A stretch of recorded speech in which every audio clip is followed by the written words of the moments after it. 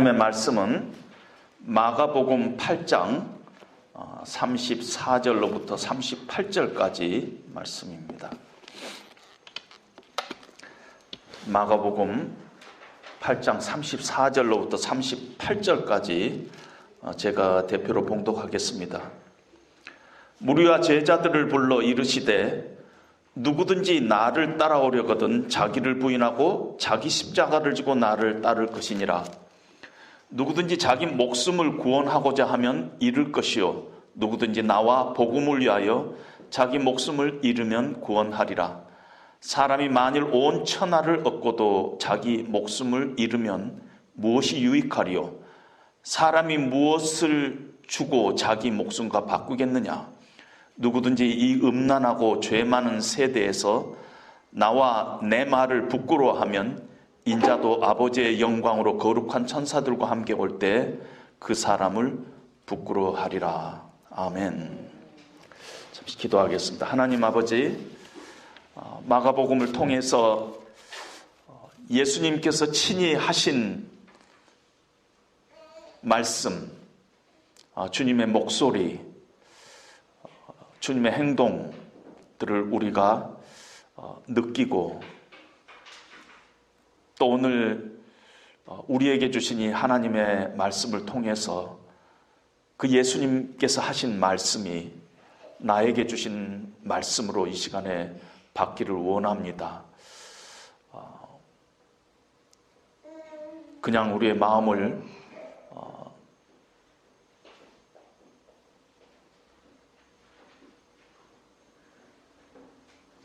비워두지 말게 하옵시고 오늘 이 말씀으로 채우고 또 우리의 삶을 다시 한번 고민하며 결단하며 돌아가는 귀한 시간 될 수 있도록 주님 인도하여 주시옵소서. 예수님 이름으로 기도합니다. 아멘.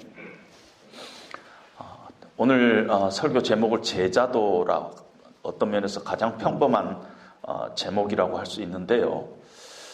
제자라는 것은 어떤 분을 스승으로 모시고 그분의 삶의 방식을 따라가는 학생을 우리는 제자들이라 합니다. 그리고 제자도라는 것은 스승을 따라가는 어떤 기본 혹은 원칙, 원리, 길 이런 것들을 제자도라 이렇게 얘기할 수가 있습니다. 만약 하나님께서 우리 모두를, 지금 이 자리에 있는 우리 모두를 제자로 부르셨다면은 이 제자도에 대해서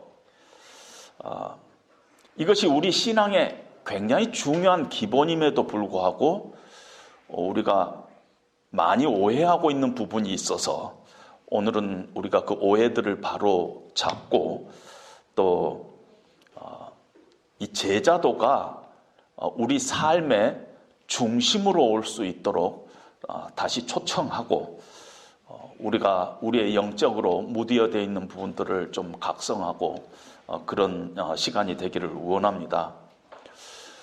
오해들 중에서 제자도를 이야기할 때 혹은 교회 안에서 제자훈련 이런 이야기를 할 때 소수의 헌신된 사람들만 하는 것이다 하는 그런 오해가 있습니다.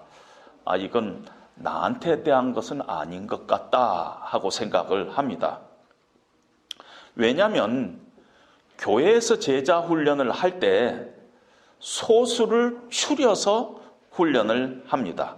어떤 면에서 상당히 소수 정예를 이렇게 뽑아서 특별한 훈련이다 이런 느낌을 가지면서 제자 훈련을 합니다. 그래서 많은 사람들이 그리스도인의 제자다 하고 이야기할 때는 어떤 목사님이나 선교사님이나 또 헌신된 그 직분자들만이 제자다 혹은 제자 훈련을 받는다 이런 얘기를 하지, 그냥 나 같은 평신도는 뭐 거기까지 갈 수 없다, 가지 않고 있다 이렇게 생각을 합니다. 예수님께서 이 제자들을 부르시는 이 과정을 이렇게 좀 보면은요, 마가복음 3장 13절에 자기가 원하는 자들을 부르셨다 하고 말씀합니다. 그리고 나서 마가복음 3장 35절 근처에 가면은 예수님의 어머니하고 예수님의 형제들이 예수님을 만나러 찾아옵니다. 그런데 예수님께서 예수님을 따르던 무리들에게 누가 내 어머니며 누가 내 형제냐, 누구든지 하나님의 뜻대로 행하는 자들이 내 형제요 자매요 어머니라 하는 이런 말씀을 합니다. 예수님의 그 마음속에 결국은 예수님을 따르는 그 제자들이 단순하니 그냥 따라다니는 사람 정도가 아니라 이들이 결국은 영적인 가족이 될 것이고 이들을 통해서 하나님의 나라의 큰 일을 계획하시겠다는 예수님의 그 보이지 않는 의도가 여기에 숨어 있습니다. 그리고 그 후에 마가복음 6장 7절에 보면 예수님께서 12사도를 둘씩 짝을 지어가지고 이렇게 파송을 하는데 그 일이 가서 귀신을 쫓아내고 병든 자를 고치고 권능을 행하고 하나님의 나라를 전파하라는 어떤 면에서 예수님의 사역을 그대로 제자들이 하도록 위임을 하고 있다는 것입니다. 이 땅에서 하나님의 나라가 확장돼 가는데 물론 그 일이 성령께서 하시지만은 예수님께서는 제자들을 통해서 이 일을 하시겠다는 게 예수님께서 부활하시고 승천하시고 하늘 보좌에서 우리를 위해서 중보하시고 하나님 나라가 아직 완전히 임하기 전까지 그 일을 예수님이 하시던 그 일을 제자들을 통해서 하시겠다 하는 의도가 여기에 있습니다. 그런 후에 예수님께서 이 마가복음에는 나타나 있지 않지만 누가복음 10장에 보면은 12제자를 세우시고 그 다음에 70인의 제자를 세워서 파송을 합니다. 늘렸어요. 그리고 나서 그 다음에 우리가 아는 바와 같이 사도행전에서 날마다 제자들이 더해집니다. 그리고 그 제자들로 영입된 수많은 크리스찬들이 교회를 이루고 있는 것을 봅니다. 우리가 알고 있는 제자 훈련은 특별히 헌신된 사람들을 뽑아가지고 소수 정예화시키는 것 같은 느낌을 주지만은 예수님은 제자들을 뽑을 때 계속 수적으로, 양적으로, 질적으로 확장해 가고 있는 모습을 봅니다. 특별히 오늘 본문에 보면은 이 34절 제자도의 아주 유명한 이 말씀을 하시기 전에 예수님께서 누구에게 이 말씀을 하시냐면은 무리와 제자들을 불러 이르시되, 그러니까 예수님은 제자들도 있고 무리들도 있고 어느 때는 제자들 향해서 얘기하고 어느 때는 멀리 무리를 향해서 얘기하고 또 제자들을 얘기하고 무리를 향해서 얘기를 하는데 오늘 이 말씀을 할 때 무리들과 제자들에게 이르시되 누구든지 나를 따라오거든 하면서 예수님께서 말씀하십니다. 더 놀라운 것은 오늘 이 본문을 누가복음에서 보니까 누가복음에는 또 무리에게 이르시되 누구든지 나를 따라오거든 무리에게 이 말씀을 하시고 있다는 것입니다. 그러니까 아직 예수를 안 믿고 예수를 믿어볼까 하는 사람까지도 끼어있는 그 무리들에게 너희가 나를 따라오거든 자기를 부인하고 자기 십자가를 지고 나를 좇을 것이니라 하고 말씀하고 있다는 것입니다. 그래서 예수님의 그 말씀은 우리가 예수를 믿는다 하는 것이 아주 단순하지 않고 그 말은 바로 예수님의 제자가 된다 하는 거하고 같다는 것입니다. 예수님. 우리는요, 가만히 생각해 보면은 내가 제자로서 스승을 지금 따라가는데 믿는다 한 거하고 따라가는 거하고 구분이 있다는 건 말이 안 되죠. 제자가 스승을 따라가는 건 당연하죠. 스승 뒤에 서 있어서 스승의 길을 쫓아가는 건 제자로서 당연한 일입니다. 그런데 우리 기독교 역사 속에서 복음을 좀 단순하니 전파할 수 없을까? 이런 생각을 갖고 또 어떤 편의를 위해서 고백과 따름을 분리를 시켰어요. 그러니까 이 구원받은 믿음, 또 성화하는 믿음, 뭐 이런 식으로 구분을 한다든지, 혹은 고백 따로 고백만 하면 우리 예수님 믿습니다, 따라하십시오, 고백하면 예수를 믿게 됐습니다 하고 그 사이를 구분을 하고 있다는 것입니다. 그러나 과연 내가 주는 그리스도시요 살아계신 하나님의 아들이라는 이 고백과 내가 예수님의 제자로서 따라가는 것과 그것을 분리를 해야만 되는가 하는 데서는 의심이 생긴다는 것입니다. 한 25년 전에 제가 섬기던 미국 교회에서 중국의 선교사님을 파송을 해가지고 제가 자주 중국의 지하교회에 들어가서 전도한 사람들을 대상으로 세례를 줬습니다. 어느 때는 100여 명도 세례를 주고 어느 때는 아파트 화장실에서 베스터브에서 세례를 주고 어느 때는 산속에 들어가서 세례를 주고 몰래 세례를 줘야 하니까 그런 세례를 주는데, 세례를 주기 전에 우리가 세례 문답을 하지 않습니까? 당신은 예수님께서 하나님의 아들인 것을 믿습니까? 이렇게 묻는데, 저는 제가 속한 교단에서 처음에 세례받는 사람들에게 묻는 몇 가지 질문이 있습니다. 그걸 질문으로 하면은 꼭 옆에 앉아있던 선교사님이 다시 묻습니다. 다시 물어요. 꼭 한두 가지를 더 붙입니다. 그 중에 제가 아직도 기억에 생생하는 것은 뭐냐면, 예수님께서 예수님을 위해서 당신은 목숨을 버릴 수 있겠습니까? 이거예요. 보통 세례받는 사람들한테는 그런 질문 안 하죠. 근데 돌이켜보면은, 그 질문을 하는 것이, 그것이 정당하다 하는 생각이 든다는 것입니다. 왜?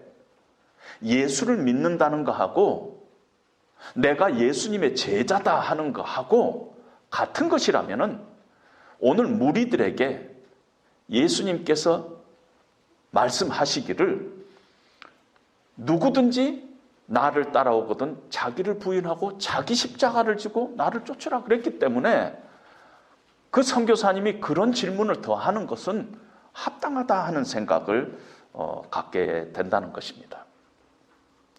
그래서 우리가 한 가지 오해는 바로 예수를 믿는다 하는 거하고 내가 예수님의 제자가 된다는 거하고가 분리되어 있지 않다는 것입니다. 같은 말이라는 것이에요. 우리 모두를 예수님께서는 제자로 불렀다는 것입니다. 내가 그렇게 생각하든 안 하든, 그런 느낌이 오든 안 오든 예수님은 우리 모두 믿는 자들을 제자로 부르시고 있다는 것입니다. 두 번째는요, 어떤 좀 의아한 점이 있느냐면은 제자도에 대한 침묵이 있어요. 우리들 가운데. 34절에 보면은 누구든지 나를 따라오거든 자기를 부인하고, 누가복음에 보면은 날마다라는 말이 들어있어요. 날마다 자기 십자가를 지고 나를 따를 것이니라.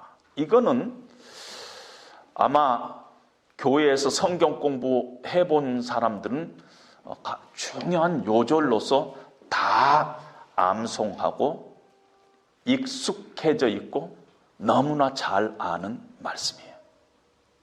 누구든지 나를 따라오거든 자기를 부인하고 자기 십자가를 지고 나를 쫓을 것이니라. 그러나 이 말씀이 갖고 있는 함의에 관해서는 고민을 별로 안 한다는 것입니다.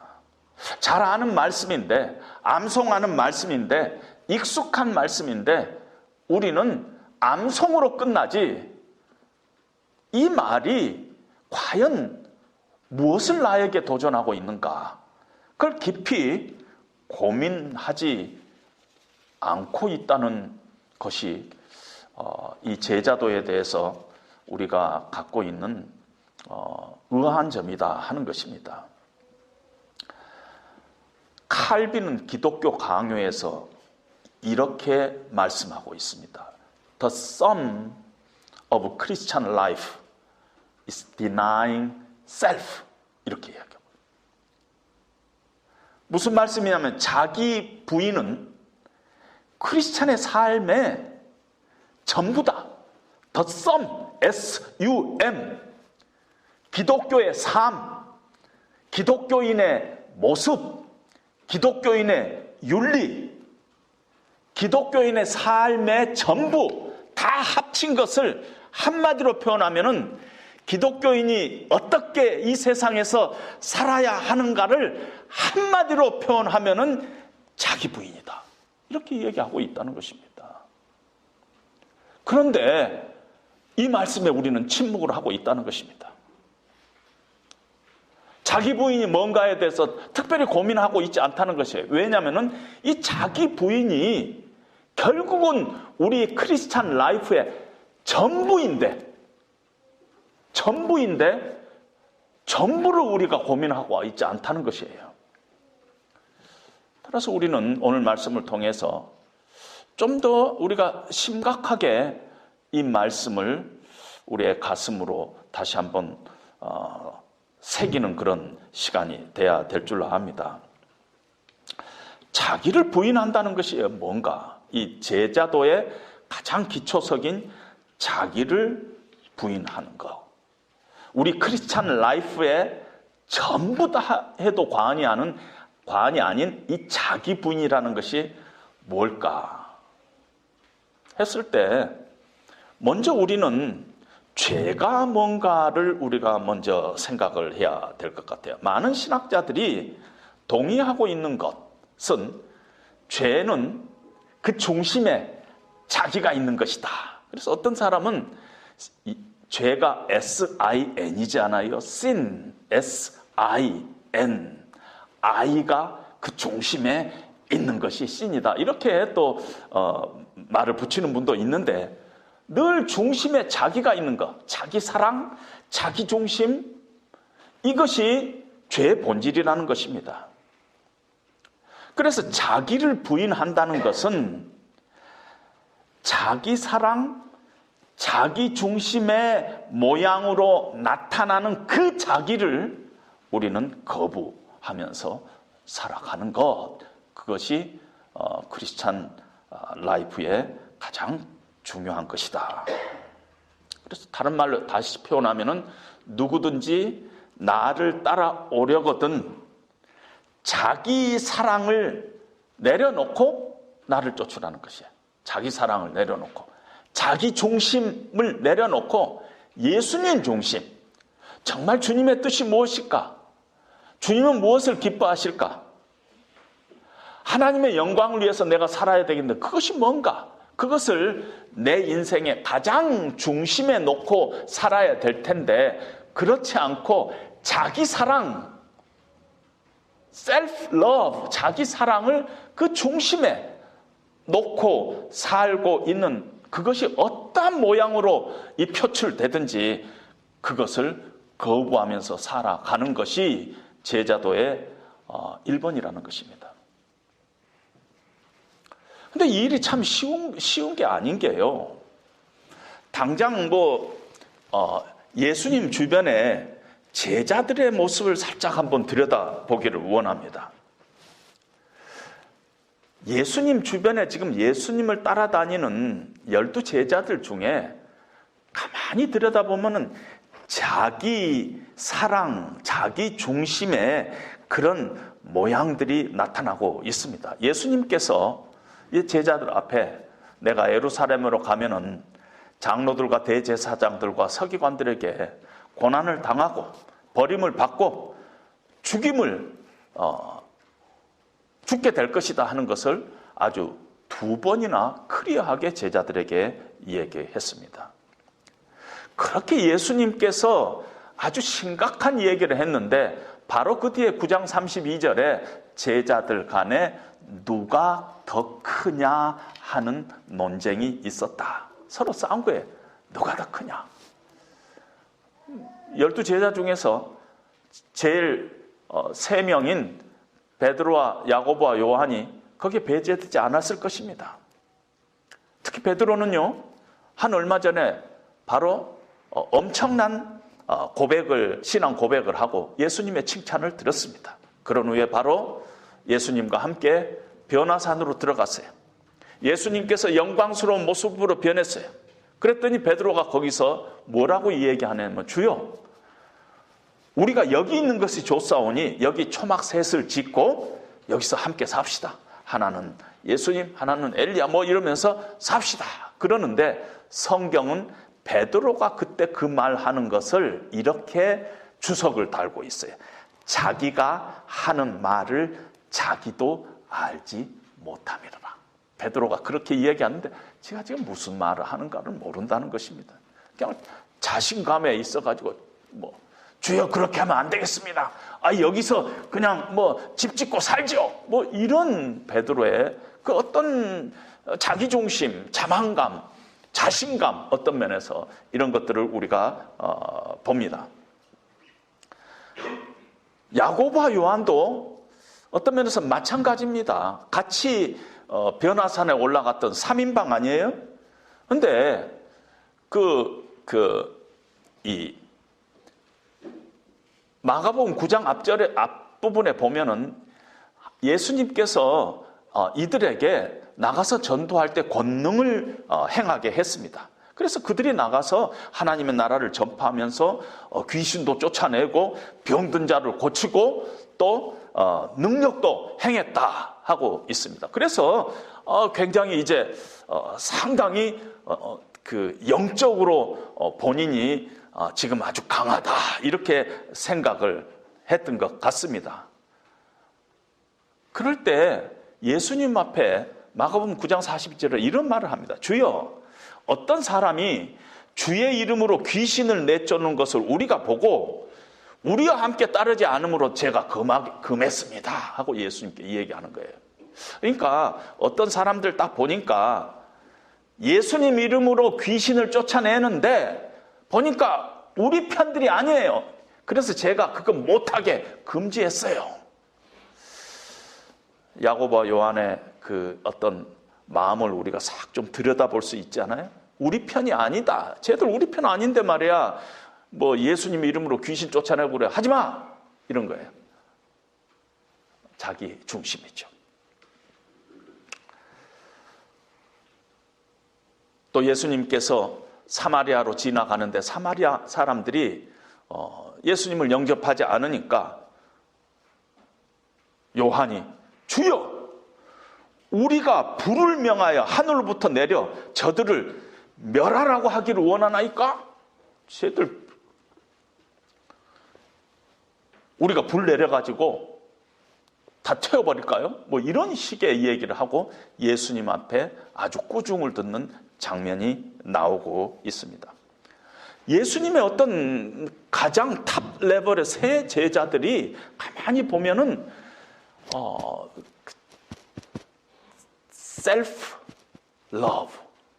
러브에서부터 이렇게 비롯되는 여러 가지 모양들이 나타나는 거죠. 자만심, 또 자신감, 예수님의 뜻이 어디가 있는가 보다는 내 생각, 이런 것들로 있는 것을 우리가 봅니다. 이렇게 예수님에 가까운 제자들도 이렇게 자기를 부인하면서 예수님의 그 뜻을 늘 생각하면서 하나님의 영광을 위해서 사랑한다는 것이 얼마나 힘든지 모르겠다는 것입니다. 제자들의 모습 속에서 자기 사랑의 죄의 모습들이 보입니다. 어떻게 보면 거만하고 교만하고 자기 과시적인 그런 행동뿐만 아니라 자기 사랑에서 촉발되는 모든 모양들을 성경은 우리에게 거부하라는 것입니다. 그래서 성경에 보면은 자기를 부인한다는 것에서요, 자기를 사랑하고 돈을 사랑하고 교만하고 남을 비방하고 감사치 아니하고 무정하고 원통함을 풀지 아니하고 편가르고 조급하고 자만하고, 이 모든 것들이 사실은 자기 사랑의 거기에서부터 이 촉발되는 어떤 우리의 삶의 여러 모양으로 나타난다는 것입니다. 편을 가르는 것도 그 안에 깊은 내면에는 자기 사랑에서부터 그게 있고, 감사치 않은 것도 자기 사랑에서, 물론 돈을 사랑하는 것 당연히 자기 사랑에 있다는 것입니다. 원통하고 무정하고 사람에 대해서 아주 무정한 것들, 이런 것들이 결국은 그 안에 깊이 들어가 보면은 자기 사랑에서부터 나오는 열매들이다, 그렇게 볼 수가 있습니다. 우리는 여기서 정말 이 자기를 부인한다는 것이 크리스찬 라이프의 더 썸이라고 한다면은 정말 나는 어디에 있는가? 나는 자기 부인이라는 그 제자도의 가장 첫 번째 그 기초에서 나는 얼마만큼 진보되어 있고 나는 얼마만큼 멀어져 있는가? 우리는 여기에 대해서 고민을 해야만 된다는 것입니다. 신앙생활을 좀 더 시리어스하게 하려는 사람들 중에서요, 자기 사랑에 문제가 나오면은 내 안에 욕망이 있어. 육신의 욕망, 안목의 욕망, 이생의 자랑, 이런 것들이 있어. 그래서 그것을 어떤 식으로든지 금욕적으로 비워내려고 하는 잘못된 접근 방법을 쓰는 사람들이 있습니다. 세상에 이렇게 종교를 크게 세 가지로 나눠본다면은 저는 첫 번째가 아주 천박한 종교가 있어요. 이 천박한 종교는 늘 그 중심이요, 자기 사랑에 집중을 하고 있습니다. 자기 사랑, 그냥 자기 좋으면은 모든 건 다 안 좋아도 좋은 거예요. 그것이 종교라는 이름 하에 성행되고 있는 아주 천박한 종교의 모습입니다. 그런데요, 기독교 안에도 때때로 이런 모습이 나타나고 있는 거 여러분들 아세요? 지금 목회자들 간에는 이런 얘기들을 많이 합니다. 그 강단에서 위로의 메시지 전하지 않으면은 사람들이 은혜 못 받아. 자꾸 위로하는 메시지를 전해야 된다는 것입니다.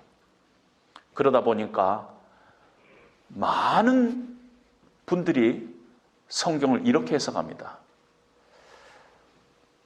내 이웃을 내 몸같이 사랑하라. 이 말씀을 내 몸같이에다가 초점을 두는 것이에요.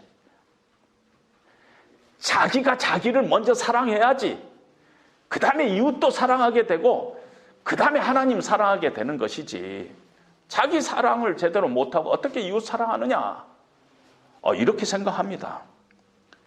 이웃 사랑보다 내가 내 사랑하는 게 먼저야 된다, 이렇게 해석을 합니다. 내 이웃을 내 몸같이 사랑하라는 것이 그런 뜻이에요? 근데 어느 틈엔가 그렇게 막 발굴을 해가지고 내 사랑, 자기 사랑의 그 메시지를 우리가 트위스트 해갖고 전하고 있는 모습들을 봅니다. 아주 천박한 종교의 일면이죠. 두 번째로 종교에 어떤 것들이 있느냐면요, 자기 욕망을 제어하는, 노력하는 종교가 있어요. 바리새인들처럼 기도하고 금식하고 구제하면서 열심으로 하는데, 그것이 결국은 그 중심을 들여다보면은 자기의 종교성을 만족시키고 자기의 의를 위해서 그 일을 하고 있다는 것입니다. 그러니까 남이 보지 않는 데서는 기도 안 하는 거예요. 성전 앞에서 그냥 손 들고 기도하는 것이에요. 골방에 기도는 안 하는 것이에요. 그 중심은 결국은 자기 의요, 자기 사랑이라는 것입니다. 물론 우리가 섬기는 공동체에서, 교회에서 봉사 열심히 해야 돼요. 그런데요, 내가 속한 교회, 내가 속한 어떤 기독교적인 기관 안에서의 내 역할이 내 경건의 수준을 이라고 착각하고 있는 경우가 너무너무 있다는 것이에요. 특별히 그 일에 아주 앞장서고 있는 사람들이 목사님들이에요. 목사님들이 단상에서 이렇게 설교를 하다 보면은 자기 스스로 감동을 해요. 은혜를 받아요. 그리고 내가 지금 목회자로서 설교를 하고 담임 목사로서 교회에서 사역을 하고 있는 그 일이 내 제자도의 수준이다, 내 영성의 수준이다, 그렇게 착각하는 사람들이 너무너무 많습니다. 뭐 저도 거기에서 뭐 배제될 수가 없죠. 그런 부분이 있습니다.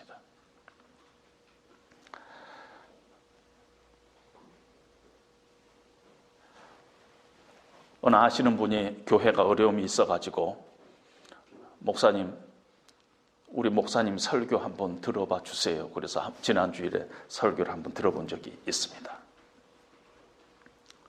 뭐 설교를 그렇게 틀리게 한 것 같지는 않아요. 그러는데 기본적인 구조가,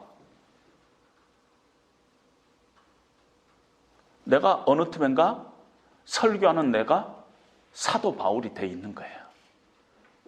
교회에서 나를 비판하는 그 비판은 내가 사도 바울처럼 고난의 십자가를 지고 내가 지금 가고 있는 것입니다. 이런 식이에요. 근데 가만히 들여다보면 그게 아니거든요.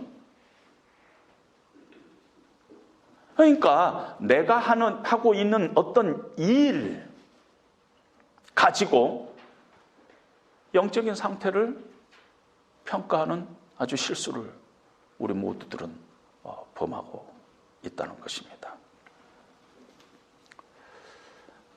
기독교적인 그 어떤 자기 부인은 뭐냐 하면은, 날마다 끊임없이 예수 그리스도로 우리의 심령을 채우고 그분과 교통하는 것이에요. 채우는 것이에요.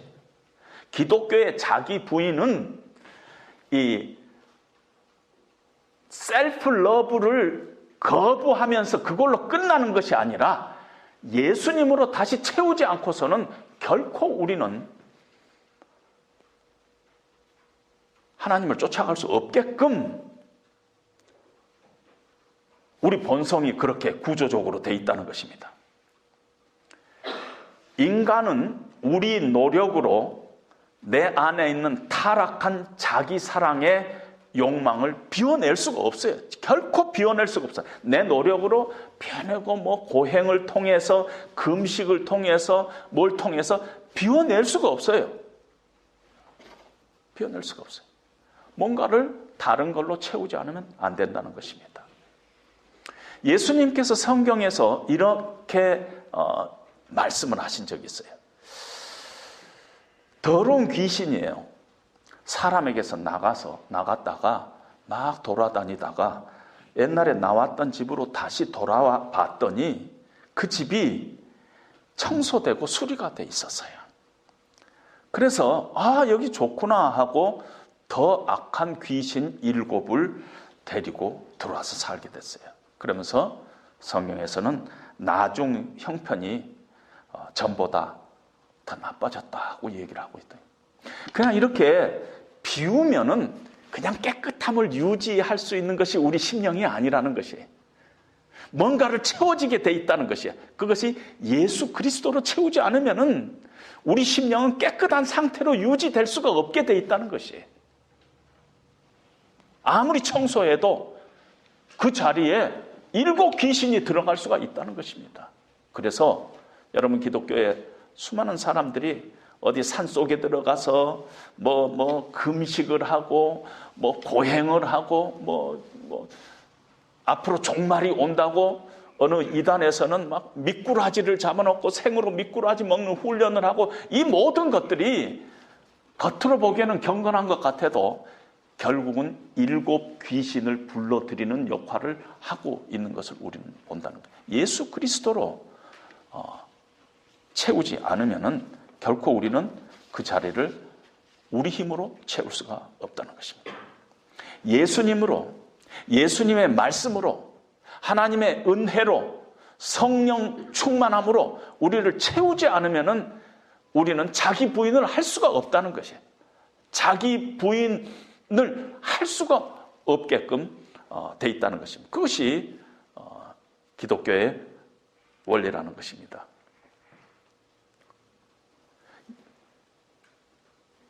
제자들이 누가 더 크냐 하는 것을 가지고 서로 이렇게 논쟁을 할 때 예수님께서 어린 아이를 하나를 데려다가 그들 가운데 세우시고 예수님께서는 말씀하십니다.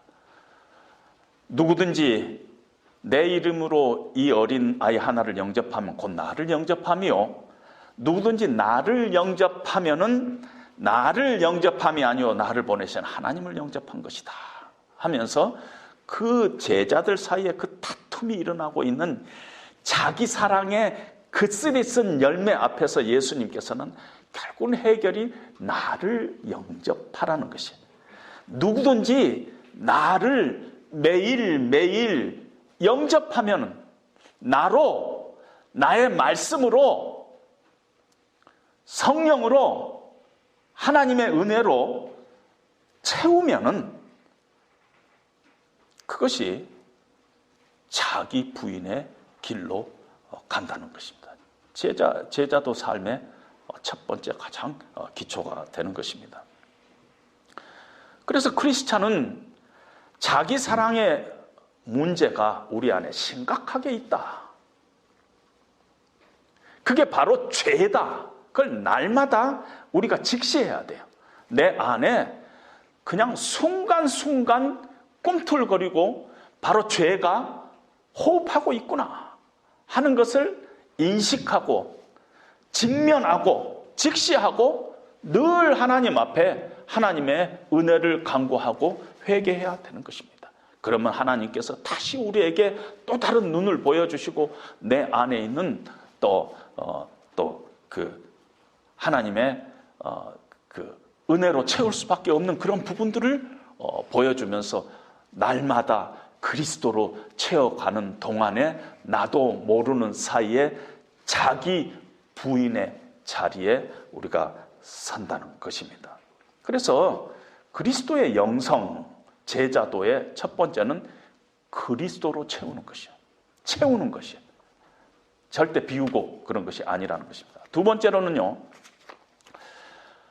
자기 십자가를 지고, 오늘 성경에 보니까 제자도를 이야기하면서 두 번째는 자기 십자가를 지고, 많은 사람들이 자기 십자가를 예수님이 진 대속의 십자가하고 좀 혼동을 해요. 예수님의 지신 십자가는 대속의 십자가예요. 우리를 구원하시기 위해서 우리의 죄값을 지불하기 위해서 예수님이 친히 지신 십자가, 그건 대속의 십자가예요. 우리가 질 수 없어요. 마음은 우리가 그렇게 표현을 하죠. 세상을 구원한 예수님의 대속의 피, 제가 그 피의 제물이 되겠습니다. 뭐 이렇게 표현하는데 사실은 신학적으로는 틀린 말이죠. 예수님이 진 대속의 피를 우리가 질 수가 없어요. 우리가 지고 갈 십자가는요, 대속의 십자가가 아니라 자기 십자가예요. 이 자기 십자가 구체적으로 뭐냐는 것이에요. 많은 사람들이 자기 십자가를 얘기할 때 고난의 문제와 연관합니다. 집에서 말썽 피우는 아들이 네가 내 십자가야. 뭐 이런 걸로 자기 십자가를 얘기합니다. 예수님 당시에 십자가는요, 어떤 것이었냐면은 십자가형을 받은 그 자리에서 자기가 지고 이 사형 선고를 받는 죽음의 장소까지 자기가 메고 가는 것이 자기 십자가였어요. 예수님 당시에는. 생명이 붙어 있는 그 끝자락까지 가는 동안에 내가 메고 가야 할 십자가예요. 내가 메고 가야 할 십자가예요. 그런데 우리 크리스찬들은 우리의 삶 자체가 하나님의 섭리 안에서 있어요. 하나님의 섭리 가운데 있어요. 우리가 죽을 때까지 어떠한 상황이라 할지라도 하나님께서 우리를 붙잡고 우리를 인도해 가시는 것이에요. 그것이 우리 크리스찬의 삶이라면은 내가 지고 가야 될 십자가는 바로 예수님을 위해서 이 땅에서 우리가 살아가야 할 사명의 십자가라고 얘기할 수가 있다는 것입니다. 다시 표현하면은 우리가 인생을 살면서 여러 가지 고난을 당할 수 있어요. 고통을 당할 수 있어요. 때로는 반갑지 않는 이웃과 평생을 같이 살아야 될 수도 있어요. 또 우리 주변의 가족들, 또 하나님께서 우리에게 은혜로 주시는 건강들, 또 어떤 물질도 우리가 그걸 가지고 살아가야 되는 것이에요. 우리가 공부 열심히 해서 얻은 학위라든가 또는 직장이라든가 내가 이 세상에서 얻은 그 명예라든가 이 모든 것들이 나의 인생을 이렇게 구성을 하고 있습니다. 그것이 하나님의 섭리 가운데서 때로는 고통도 하나님께서 주시지만은 때로는 우리에게 하나님께서 여러 가지 세상적인 축복으로도 그것을 주십니다. 고통은 모든 사람이 이 세상을 살면서 고통을 겪게 돼 있어요. 그렇기 때문에 우리가 지고 가는 십자가를 어떤 식으로 지고 가야 되느냐가 문제지, 십자가 지는 것은 모든 사람들이 다 십자가를 진다는 것입니다. 매일 어떠한 상황 가운데서도 하나님의 영광을 위해서 예수님을 생각하면서 우리는 하나님께서 하나님의 섭리 안에서 우리에게 주신 그것들을 지고 죽음의 자리까지 가야 된다는 것입니다. 하나님께서 나에게 돈을 많이 주셨어요. 그런데 이 돈은 나를 행복하게 하고 나를 만족시키는 것이 아니라 내가 지고 가야 될 십자가로 하나님께서 주신 것이라는 것이에요. 만약에 나를 위해서, 나의 행복을 위해서, 나의 만족을 위해서만 내가 사용한다면 그건 자기 사랑의 한 표현이죠. 그러나 주님이 우리에게 지어주신 십자가는 그것을 지고 가되 그것이 너를 위한 것보다는 하나님의 나라와 정말 어려운 이웃을 위해서 네가 사용하라는 것으로 우리에게 그런 소명으로 하나님께서 주신 것이라는 것입니다. 하나님께서 어떤 사람에게 학위를 허락했어요. 그건 내 자존감을 높이는 어떤 자기 사랑의 한 방법으로 사용되고 가문의 자랑이요 가문의 영광으로가 아니라 그것을 지고 그걸 사명으로 알고 지고 가야 될 나의 십자가라는 것이에요. 내가 배운 학문을 통해서 국가와 사회와 또 후진들, 소외된 사람들을 위해서 거룩한 부담감을 가지고 내가 지고 가야 될 소명의 십자가라는 것입니다. 고난도 가끔 있어요. 그 고난 가운데서 좌절하고 절망하고 냉소적이 되는 것보다 그걸 십자가로, 소명의 십자가로 바꿔야 된다는 것이에요. 하나님의 주권을 믿으면서 하나님의 공의를 인정하고 그것을 믿음으로 소망 가운데 인내하면서 지고 갈 때 주변에 그런 어려움 가운데 빠진 사람들이 위로를 받고 믿음으로 함께 지고 가는 그런 역사들이 일어난다는 것입니다. 하나님께서 우리에게 많은 은사를 주셨어요. 음악도 있고 무슨 여러 가지 은사를 줬어요. 그걸 자랑하라는 거가 아니지 않아요? 하나님께서 우리에게 주신 것은 다 하나님께서 우리에게 은혜로 주신 것이에요. 그러니까 늘 감사로 나가야 되는 거예요. 내 것이 아니요 하나님께서 나에게 은혜로 주신 선물이다. 그래서 그것을 소명으로 알고 그것을 세상을 위해서 하나님을 위해서 사용하는 그 일을 해야만 된다는 것입니다. 교회도요, 목사의 욕망을 이용하는 도구로 하나님께서 주시지 않았어요. 그거는 자기 사랑의 아주 죄악된 모습으로 나타납니다. 목사가 교회에서 열심히 목회를 하지만 그 중심을 들여다보면은 자기의 어떤 욕구를 위해서 이용하고 있는 경우가 너무너무 보지 않아요. 주변에 우리 신문에 이름 나는 교회들은 많이 그렇지 않아요. 그게 아니라는 것이 하나님께서 교회도 십자가로 주고 있다는 것입니다. 만약에 그것을 소명의 십자가로 바꾸지 않으면은 자기 사랑의 도구로 늘 전락될 수밖에 없다는 것입니다. 주님을 위한 사명의 도구로 사용해야 한다는 것입니다. 오늘 이 말씀을 예수님께서 가이사라 빌립보의 길가에서 말씀을 하셨어요. 어떤 면에서 세속도시의 한복판에서 이 말씀을 하셨어요. 제자도는 우리가 제자 훈련 받을 때 암송 귀절로 있는 것이 아니라 우리의 일터, 우리의 가정, 우리의 삶의 현장에서 깊이 고민하며 무겁게 우리가 받아들이면서 내 삶을 어떻게 해야만이 하나님의 영광을 위해서 사용할 수 있는가. 하나님께서 내게 주신 모든 것들이 하나님의 은혜로 선물로 주신 것인데 이것들을 통해서 어떻게 하나님 나라와 그 의를 위해서 내가 사용할 수 있을까. 내게 주신 소명의 십자가로 받고 우리가 새로운 그 가치관을 가지고 우리가 출발해야 된다는 것입니다. 왜냐하면 예수님께서 오늘 본문의 마지막에 이렇게 얘기했어요. 누구든지 이 음란하고 죄 많은 세대에서 나와 내 말을 부끄러워하면은 인자도 아버지의 영광으로 거룩한 천사들과 함께 올 때 그 사람을 부끄러워하리라. 누구든지 자기 목숨을 구원하고자 하면 잃을 것이요 누구든지 나와 복음을 위하여 자기 목숨을 잃으면 구원하리라.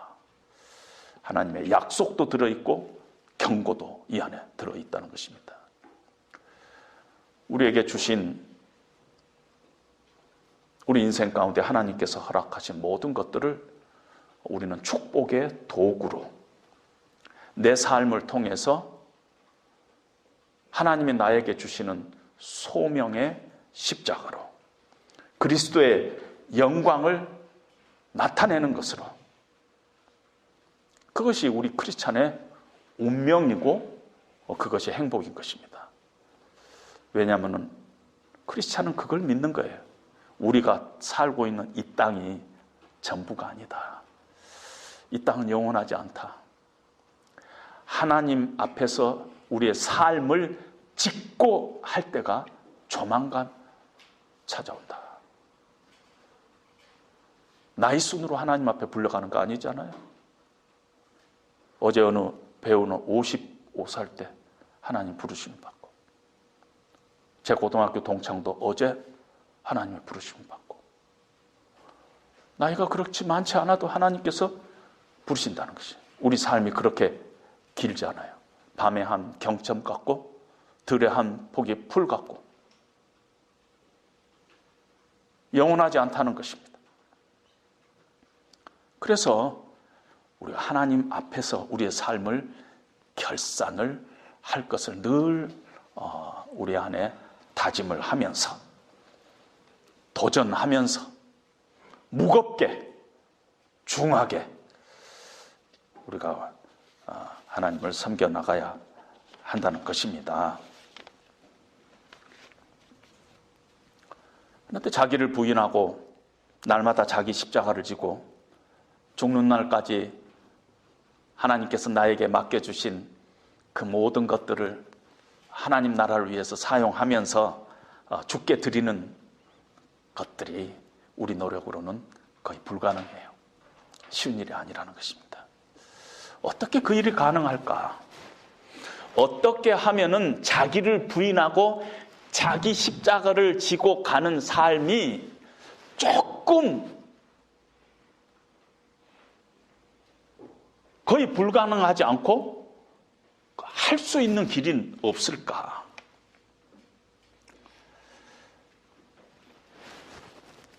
그는 기독교의 제자도가 관계라는 점에서 우리는 답을 찾아야 되는 것이에요. 기독교의 제자도는요, 자기 성찰의 한 방법이 아니라 예수님을 내 안에 모시고 그분과 교제하며 그 관계를 맺어가는 것이 제자도예요. 그런데 그 관계가 사랑의 관계예요. 그래서 답이 있어요. 뭐냐면은 예수님을 사랑하면 되는 것이에요. 예수님을 사랑하면 가능해요. 이 관계, 하나님을 안다는 이 어떤 그 관계, to know God is to love Him and trust Him. 이 관계를 맺는다는 것은 하나님을 사랑하고 예수님 사랑하고 그분을 신뢰하는 것이에요. 그러면 그것이 관계가 맺어지는 것이에요. 여러분, 사람 사이도 그렇지 않아요? 진짜 사랑하면 어떤 일이 벌어져요? 상대방이 싫어하는 거 하기 싫어요. 내가 저 사람을 진짜 사랑하면 저 사람이 막 하고 싶은 거 막 같이 하고 싶어요. 그것이 사랑의 관계잖아요.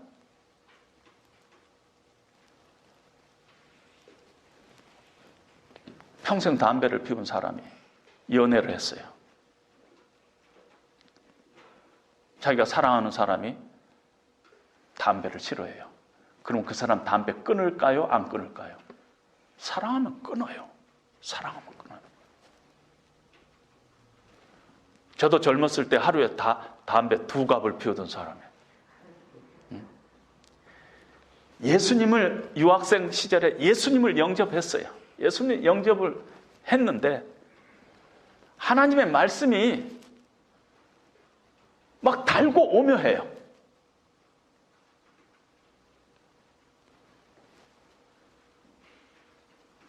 그런데 성경이 어디 디모데 후서인가를 이렇게 디모데 전서를 봤더니 경건의 연습은 참 유익한 것이다 하고 하나님의 말씀이 있는데 그때 저는 경건의 연습이라는 것이 담배 끊은 걸로 저한테로 딱 들어오는 거예요. 그러는데 딱 그 순간 끊어졌어요. 지금까지. 근데요, 왜 그게 가능했는가 하면 하나님을 사랑하니까. 하나님을 사랑하니까. 어느 목사님 중에 그런 분도 계시잖아요. 담배 피우지 마시오. 왜요? 담배하고 예수 믿는 거하고 무슨 상관이 있으세요? 그러면 성령께서 여기 안에 계시는데 담배를 피우면 연기가 들어가서 성령께서 콜록콜록하고 그러실 거 아닙니까? 뭐 맞는 말은 아니지만은 그렇게라도 막 붙잡고 주님이 사랑하는 것을 하는 그런 경우들이 있다는 것입니다. 진짜 사랑을 하면은 가능해져요. 자기를 부인하는 일이 가능해져요. 자기 십자가를 지는 일이 가능해진다는 거예요. 예수님을 사랑하면. 우리 교회 웹사이트를 다시 한번 들어가 봤어요. 우리 교회 비전이 나와 있잖아요. 웹사이트에는 주님의 십자가 교회는 십자가를 지고 예수님을 따르는 참 제자들 교회를 이 땅에 세우라는 주님의 인도하심을 따라 이렇게 시작하고 있어요.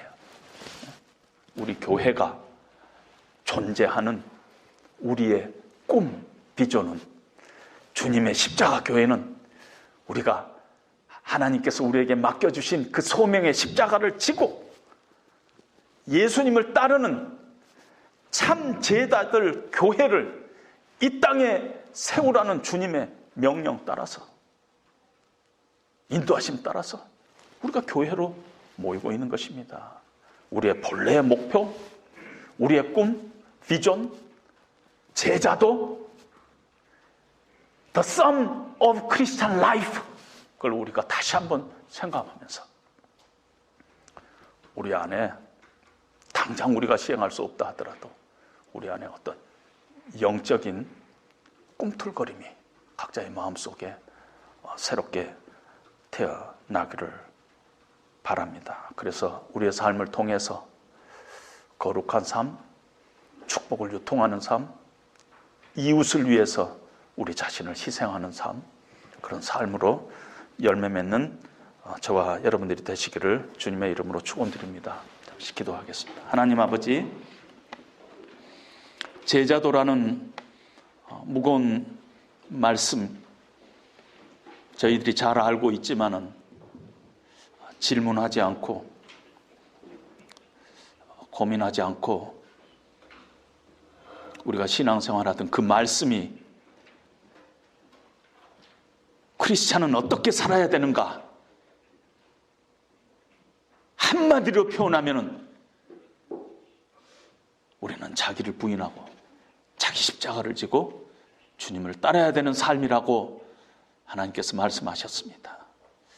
이 말씀이 우리의 심령 가운데 거룩한 부담으로 다가가게 하여 주시고 우리의 삶의 작은 부분부터 조금씩 우리가 받은 그 소명, 그것들을 주님의 나라와 그 의를 위해서, 이웃을 위해서, 특별히 소외된 자를 위해서 우리가 사용하는 데까지 우리 자신을 드릴 수 있도록 주님 인도하여 주시옵소서.